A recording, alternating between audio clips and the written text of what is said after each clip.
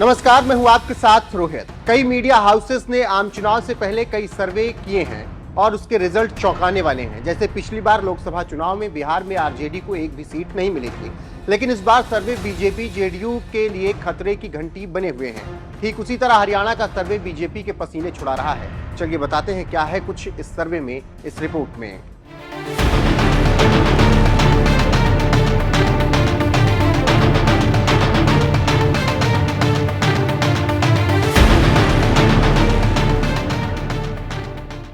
दरअसल लोकसभा चुनाव 2024 को लेकर पार्टियां तैयार हैं, लेकिन चुनाव आयोग की ओर से कोई घोषणा अभी तक तारीखों की नहीं हुई है।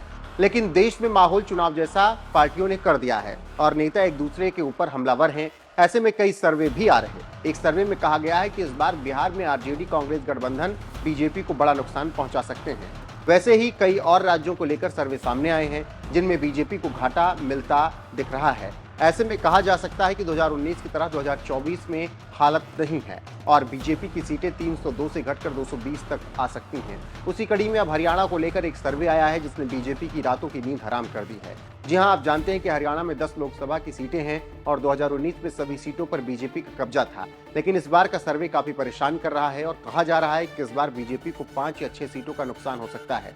बस इसी बात को लेकर सभी कह रहे हैं कि इस बार बीजेपी की परेशानी काफी है और इंडिया गठबंधन काफी मजबूती के साथ एनडीए का मुकाबला कर रहा है। लेकिन एक बात कहना है कि अभी ये अनुमान है, फाइनल रिजल्ट तो जनता को ही देना है। देखना होगा कि किसको कितनी सीटें मिलती हैं। राजनीतिक विश्लेषकों की माने तो डबल इंजन सरकार के खिलाफ एंटी इनकम्बेंसी है और वो इतना है कि बेरोजगारी में हरियाणा नंबर 1 है और जनता में खट्टर सरकार की नीतियों और बीजेपी सरकार की पूंजीवादी नीति के चलते जनता परेशान है और यही कारण है कि बीजेपी लोकसभा में हार रही है। ओपिनियन पोल की माने तो हरियाणा की सभी सीटों पर बीजेपी को सामने की टक्कर दिख रही है। वहीं गठबंधन में लड़ रही हरियाणा में आप कांग्रेस का खाता खुलता नजर आ रहा है। आप जानते हैं कि इंडिया गठबंधन का बीजेपी में इतना खौफ है कि दिल्ली में पिछली बार बीजेपी 7 सीटों पर चुनाव लड़ी और जीती भी, लेकिन आप कांग्रेस की जोड़ी से डरे मोदी शाह ने दिल्ली के उम्मीदवारों की पहली लिस्ट में 5 उम्मीदवारों का नाम ही काट दिया।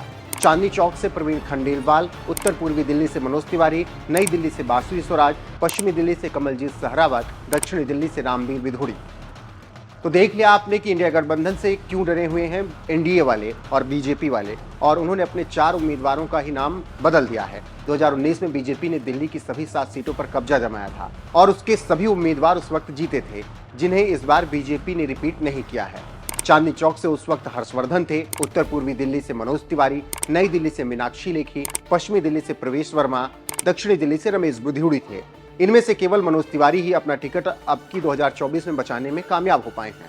तो आप इससे समझ गए होंगे कि पिछली बार के उम्मीदवारों को बीजेपी ने रिपीट नहीं किया और इसी को लोग कह रहे हैं कि बीजेपी डरी हुई है, क्योंकि अगर विश्वास होता तो वो उम्मीदवार नहीं बदलते, क्योंकि सभी उम्मीदवार बेहतरीन थे। लेकिन हार के डर से बीजेपी ने इन उम्मीदवारों को बदल दिया। ऐसे में कहा जा रहा है कि इस बार बीजेपी 200 तक पहुंच जाए तो बड़ी बात होगी, लेकिन बीजेपी ने नारा दिया है अब की बार 400 पार। तो देखना दिलचस्प होगा किसकी जीत होती है और बीजेपी कितनी सीटों पर विजय हासिल करती है।